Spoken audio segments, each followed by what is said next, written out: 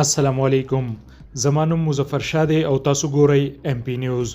قدرمنو کتونکو یو مهم خبر تاسو له درکو. شپږ ورځو نه پس د بریکوټ ګیمن پل سره په سیند کې ډوبېدونکي عدنان مړی میلاو شوی دی. د شپږ ورځو مسلسل کوششونو نه پس چې پکې ریسکیو 1112 مقامي خلکو رضاکارانو او سیول ډیفنس برخه اخیستې وه، بلاخر د عدنان مړی د باډوان په مقام باندې میلاو شوی دی. په دې حواله باندې نور څه تفصیلات دي مونږ رابطه کړې ده د ریسکیو 1112 سوات ترجمان نیاز خان سره. د هغوی نه نور تفصیلات اخلو. نیاز خان، څه تفصیلات دي هغه زمونږ د کتونکو سره شریک کړئ. السلام علیکم.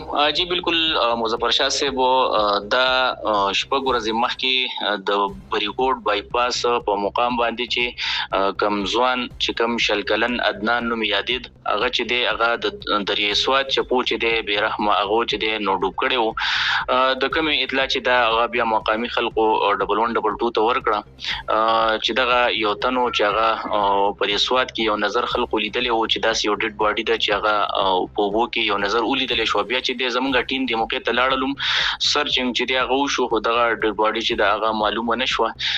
شپږ ورځې مسلسل سرچ اپریشن بعد چې دی هغه ډیډ باډي چې دا هغه د باډوان په مقام باندې چې دی هغه ریکور شو. د اپریشن کې چې دی سکوبا ټیم او ډایوینګ ټیم او دغه نه علاوه لوکل جالا چې کوم دی کوم کسان هغه چې دی هم سرچنګ کړي او دغه نه علاوه مقامي حلقو چې دی هم تعاون کړي. سپیشلی تاسو ټیم چې هغه هم په دې کې ډېر زیات سرګرم وو.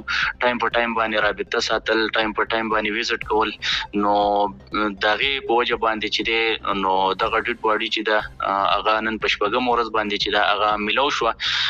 کوم چې بیا د بټخیلی هسپتال ته چې دی منتقل کړی شو او د بټخیلی هسپتال نه چې دی بیا کله موږ د لواحقینو سره رابطه وکړه او لواحقین رالل چې دغه پیژنګلوي وکړه. نو دغه نه وروسته چې دی بیا هغه ډیډ باډي چې دا هغه موږ بریکوټ ته چې دی شپ کړه. دغه اپریشن کې چې دی د کې د ریسکیو 1122 سوات او د ریسکیو 1122 ملکن او سوات سیول ډیفنس نو بلی چې دی هغه برپور چې دی هغه او اسمت زمګه چې کوم ډایورز د سکوبا په ذریعہ باندې هغه ایفورټس وکړو. دغه ډیډ باډي چې کوم دا کوم طریقه ورشو او هغه چې دا کوم لا واحقینو ته چې دی جی حواله